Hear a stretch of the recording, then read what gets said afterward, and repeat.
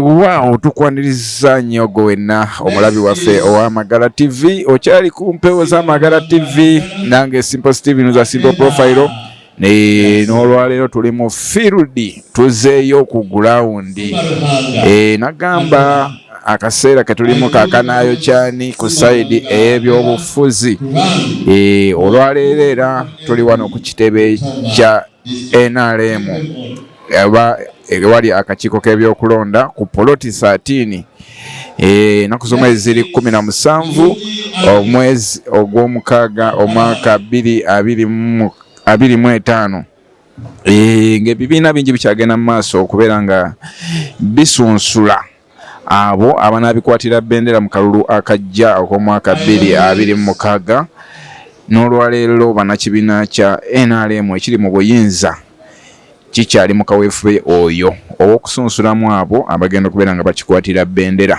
mu kalulu akajja.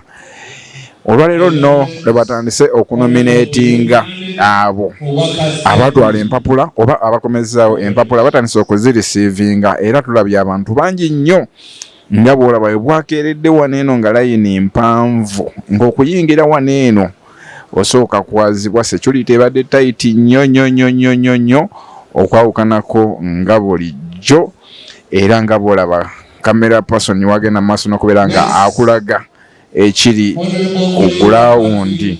Abantu bangi nnyo babukeereza enkokolo okubeera nga beeyuwa mu kifo kino eno okubeera nga bakomyawo empapula zaabwe, nga bakomyawo empapula z'obuyigirize oba eyo bye bajjuzza nga balagira ddala nti n'abantu gye bagenda okukiikirira babakoneddemu sitampu okubeera nga babakiikirira mu kalulu akajja mu kisanja ekijja ekya 2026.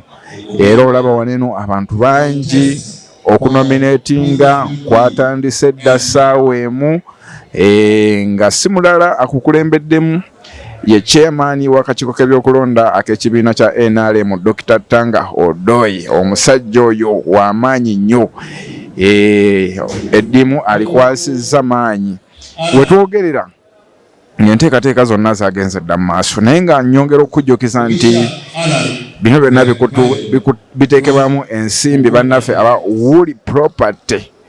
Woolly Property Management.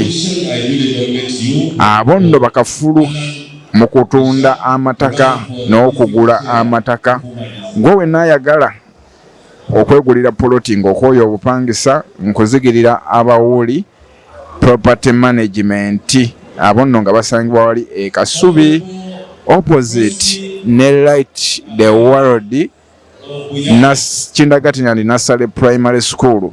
Aba Woolly Property Management we basangibwa okubeera nga bakuweereza gwe Munnayuganda akooya obupangisa bakubbako ettaka lyo oba oyagala funa kyapa ku ttaka lyo, nkugamba bugambe nti nno wekwate aba Woolly Property Management babeere nga bakutuusaako obuweereza obulungi. Ogenda kuba obafuna ku nnamba zaabwe wammangaawo era ku screen yaffe kweziri zitambula. Woolly Property Management balungi nnyo mu nsonga z'okugula ettaka wamu n'okutunda.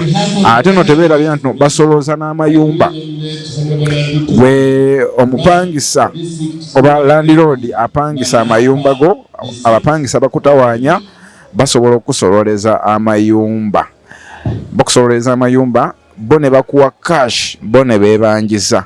Oba olaba nno ebintu ebigenda bikyuka, just gw'ogenda bugenzi ne bakuwa cash wo, bo ne batandika okwesololeza abapangisa beebo aba Woolly Property Management. Tukyagenda mu maaso nga bwe nkugambye nti nno tuli wano ekyaddondo ku poloti 13 ku kitebe ky'ekibiina kya NRM oba ku kitebe ewatuula akakiiko akakulemberamu ebyokulonda. We twogerera nga bali mu kweteekateeka kusunsulamu abo abagenda okubeera nga beetaba mu kamyufu k'ekibiina, then oluvannyuma bajjeyo omuwanguzi omu agenda okubeera nga abakwatira bendera ate mu kalulu k'omwaka gwa 2026 36 enteekateeka ezo nno bwe zityo bwe zigenda mu maaso n'okubeera nga zikolebwa waneeno era ng'abantu bangi nnyo bakomezaawo empapula. Jjukira emabega wali twakulaga nga bano n'empapula bajja okulaga interest mu bifo ebyo bye baagala okukiikirira. Kati olwaleero abo abaazitwala bazikomezaawo nga bazijjuza nga kuliko obuyigirize, kuliko emikono gy'abantu mu constituency abo ababasemba okubeera nga babakiikirira. Kati olwaleero bakomezaawo empapula ezo, naye omukolo gw'amaanyi. Abantu bangi nnyo mu kifo kinene oyinza okugamba nti bonna basazeewo okujja lunaku lumu, naye ng'ate teweerabye enteekateeka eno egenda kumala sabbiiti 2 namba almost sabbiiti 2 ng'ekyagenda mu maaso ng'abantu bakomyawo empapula zaabwe, naye nga enteekateeka eno etandise olunaku olwaleero. Wabula ekyatwewunyisizza nti olunaku lw'eggulo Honorable Speaker Amongi oba Honorable Anita Amongi ye yasobodde okunominatingibwa olunaku olwajjo, ate era waliwo n'abasooka okunominatingibwa newankubadde nga date yali tennatuuka, naye twakitegeerako nti nno balina emirimu emitongole gye balina okubeera nga bakwasaganya nga tebajja kusobola kwetaba mu nteekateeka eno olunaku luno olwaleero oba mu zino ennaku eziddirira. So olwaleero nno ngenda kugira nkuwa kwabo abamaze okunominatingibwa na biki bye basuubiza okukolera abantu baabwe mu bitundu byabwe. Kansooke nkuweko ku bantu abamu owulire ku birowoozo byabwe ne kwebyo bagenda kubeera nga bakola ki. Naye nga bwe tukomerawo waneeno nkugambye abantu bangi bayingidde mu kizimbe kinene oba bayingidde mu kifo kinene nga kwe kuli Prime Minister wa Uganda Robinah Nabbanja, empologoma y'e Kakumiro emaze okutuuka mu kifo kinene. Honorable General Acheng oyo omulwanyi Namige eri ebirwadde ebigezaako okutataganya eggwanga, oyo naye amaze okuyingira mu kifo kinene. Kasooke nkuweeko ku bantu abamu nga tetunaba kugenda wa sipiika, nga tetunaba kugenda wa Honorable ate era nga Prime Minister w'eggwanga lino Robinah Nabbanja. Amanya nze Biraisa William Sekatwe nesimbyewo wa MP mu Nansana Municipality. Olunaku lwa leero nange nazze nineewandiisa era mbadde successfully nominated nga candidate wa NRM. Nkubiriza omulanga abalonzi bonna essaawa eno aba NRM abali mu register baveeyo bajje bampagire nsobola okufuna flag egenda kunsobozesa nange okwesimbawo okuvuganya ku kifo kya MP mu general elections. Ebimu ku bintu ebisinza okundeeta kwe kulaba nti obuweereza butuukira ddala ku muntu wa wansi mu Nansana Municipality. Obuweereza buno bwe njogerako mwe muli ensonga eza UPE. Mu Nansana Municipality temuli UPE ne UCE. Mu Nansana Municipality amasomero matono nnyo, amalwaliro aga gavumenti nago tetulina. Kale twagala okulaba nti obuweereza buno butuukira leero nkakasiddwa okubeera omubaka ngende nvuganye ku kadi yaffe eya NRM e Makindye East Constituency. Byentunuulidde Makindye East yaffe okumala ekiseera ekiwerako ezedda mabega. Twagala kulaba nkulaakulana mu bavubuka ne mu constituency yaffe yonna. Bwe tugenda okulaba tulina ennamba ennene ey'abavubuka abatalina mirimu, era tulina okulwana nnyo okutondawo emirimu, abaana baffe bave mu bwavu n'okubeera insecure nga tebalina kyakukola. Tulina ate okufuba nnyo tulaba omuwendo gw'abasingle mothers oba n'abakyala gweyongedde mu constituency yaffe, era ebintu ng'ebyo bye njagala okulwanako okukola.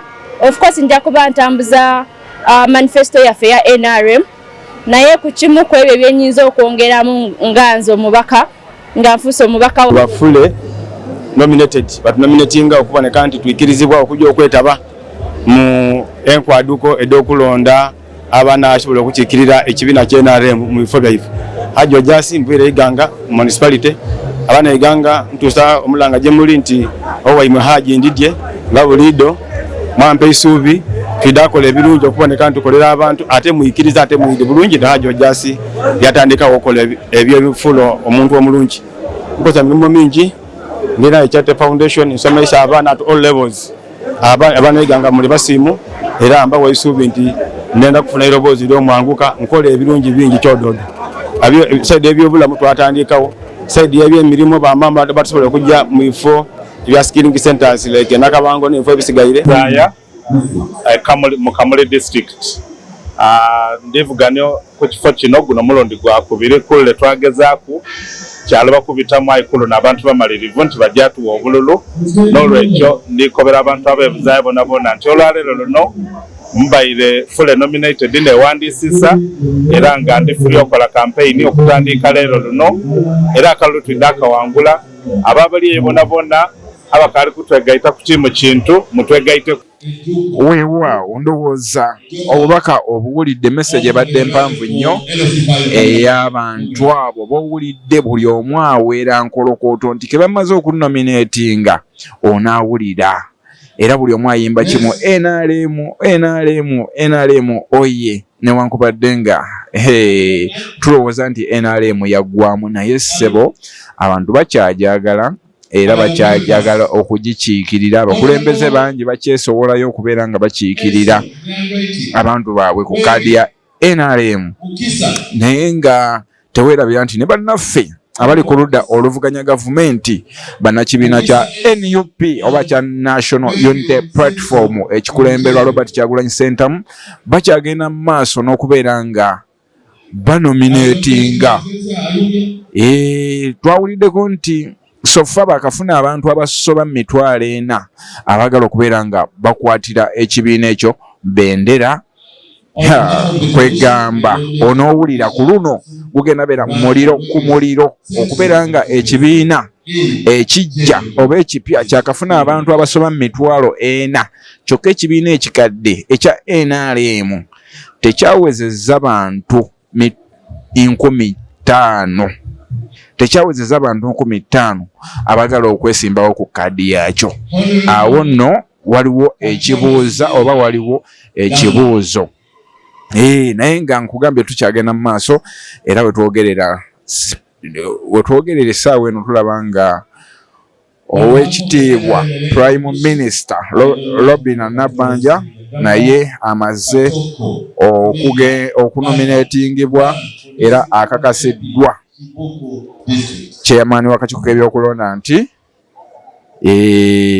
amaze okuyita ebibuuzo bye abiyise era amaze okunominatingibwa oba akakasiddwa okubeera nga yeetaba mu kamyufu k'ekibiina kya NRM nga bw'olaba ekigenda mu maaso era naye agenda kuba ayogerako naffe owulire biki byagenda okukolera bannakakumiro biki ebyo kyetuwuliddeko ebimu kwewongeramu ku enguudo agezezaako okuzizimba bagezezaako zikola naye era agenda mu maaso n'okwongera okuteekawo improvement ku sayidi eyo ey'ebyenguudo olwo n'abalimi basobole okweyagala.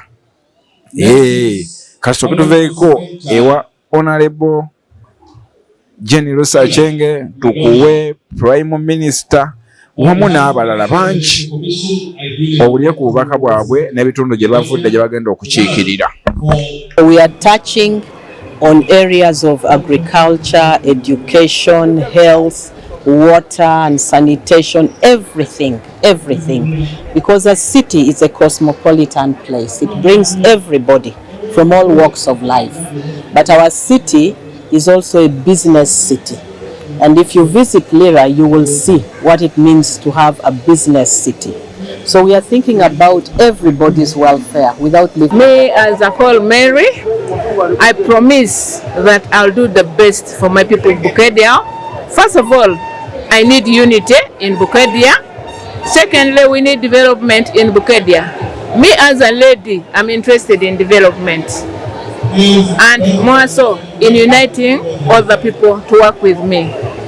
That's why I really go for that position so much. And I know okuvuganya ku tiketi ya NRM era nkimanyi nti abantu b'e Kakumiro bonna bali ready okuginkwasa.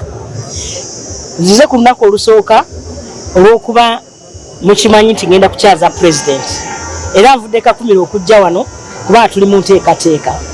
Naye abantu b'e Kakumiro njagala obbasiima, njagala okusiima ekitiibwa president, nammwe bannamawulire n'abantu bonna mu Uganda obuwagizi bwe mumpadde okuviira ddala lwe najja 2011 n'okutuuka olwaleero. Njagala okwongera okusiima ekitiibwa president olw'okunsosowaza n'ampa amaanyi gano ngakozesezza okuweereza bannayuganda almost bonna, era bannayuganda basiimu n'abantu b'e Kakumiro basiimu.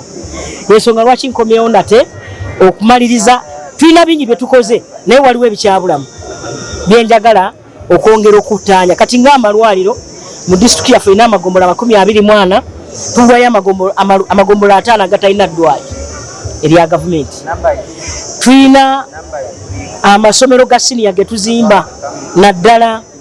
Weewaawo ndowooza obubaka obwo buwulidde bulungi okuva ewa Prime Minister Robinah Nabbanja wamu ne baminisita ab'enjawulo betusobodde okubeera nga tukutuusaako, naye nga bw'olaba mu background abantu bangi nnyo oba oliawo n'abamu bajja kusula, era singa babaddewo ndowooza ebisulo okumpi kuneeno badde bagenda kusulira ddala wano ku kitebe, kubanga bangi bafikidde bateekeddwa okufikkira, kubanga bangi nnyo abamu bakyanoonya sitampu ekiri waneeno kayisanyo. Naye nga nkujjukiza nti munange buli gwolaba ali waneeno azze okunominatingibwa, wobeera nga wali memba wa parliament oba oyagala kukiikirira bantu bo mu lukiiko lw'eggwanga olukulu, yasasudde miliyoni 3 eza Uganda.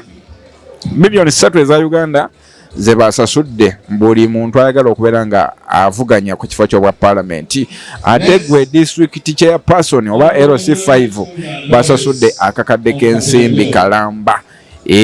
Twawuliddeko nti NRM sofa eri mu buwumbi oba eri mu billions ezitakka wansi wa 5 ze yakakuŋŋaanya just mukana akaseera akatono, naye nga teweerabira ensimbi ezo si za Tanga Odoyi oba si za President Yoweri Kaguta Museveni, wabula ensimbi ezo zigenda kuyambako ababaka baneeno okubeera nga babateekateeka, babawa support bagende mu bitundu byabwe babeere nga bakiikirira abantu.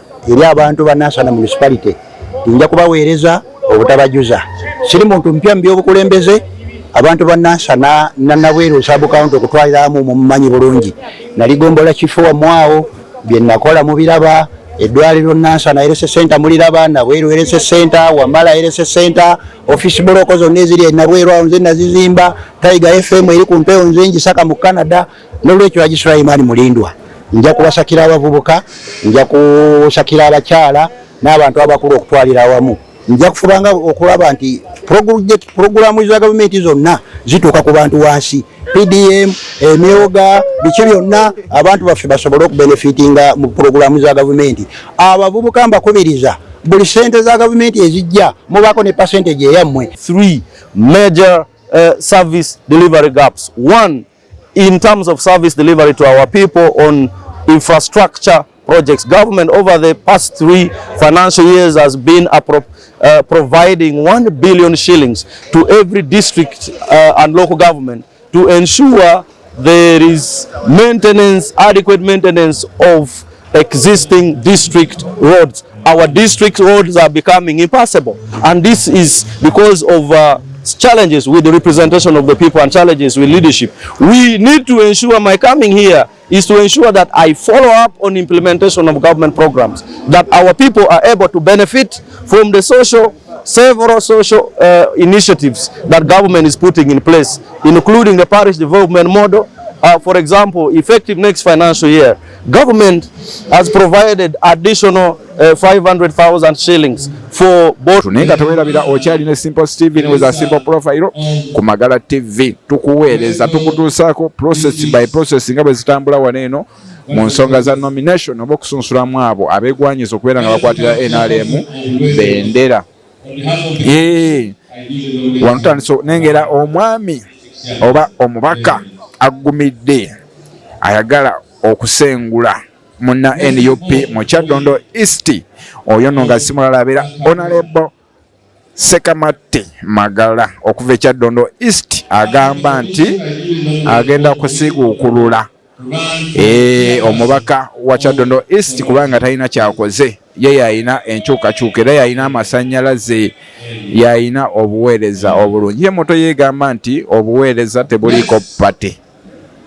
N'olw'ensonga eyo akitegedde okitegedde.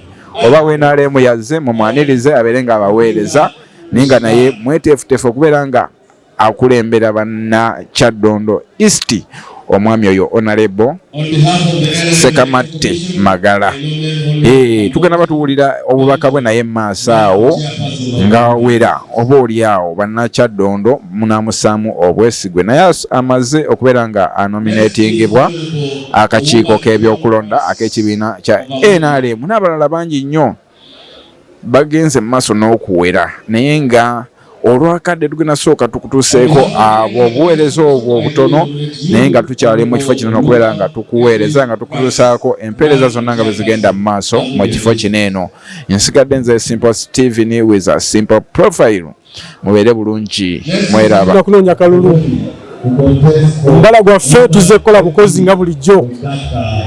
Obulimba tubukooye mu Kyaddondo East tuzze kukola bukozi. Enku zonna ezitaaka zonna ze tuzze okulaba ntukolako tuwazeewazeeko naye nkuziganya okwaka bakategedde mukategedde tuzze kukola bukozi gwe mulamwa gwaffe. Ekineesimbizaawo nange nali omu okwabwe baalimba kyovula nkomyewo nsobole okudda mu bantu tukolagane wamu. Development teriiko kkala ffenna gyatukolere wamu red black buliganye mu Kyaddondo byo biyitirivu nnyo. Ebyenjigiriza bikyatubonyaabonya, ebyobulamu nabyo byetaaga okukolako, enguudo tezinnakolebwa. So twetaaga omuntu nga wa NRM okulaba nga lobinga mu gavumenti enguudo zonna zisobole okukolebwa. Byogenda okukola ebintu byogenda okukolera abantu bategeera naye okudda ku oli n'omuvuma n'okola kino n'okola kiri si kirungi.